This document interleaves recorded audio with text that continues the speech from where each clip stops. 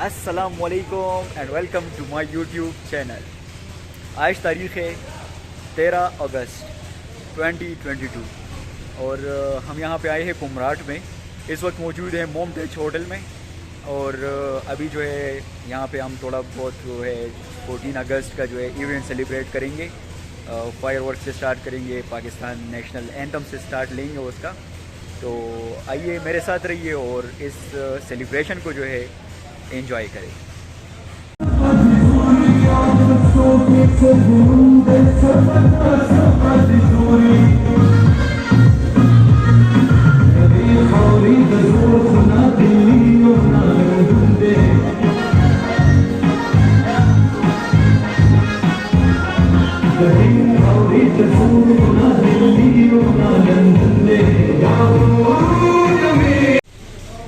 ये जो है अभी 11:30 है और 30 मिनट जो है वो रिमेनिंग है 14 अगस्त में।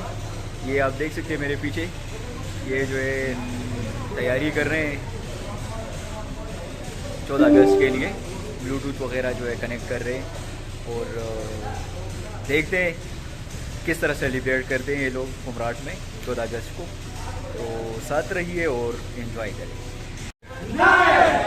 8 7 6 5 4 3 2 1।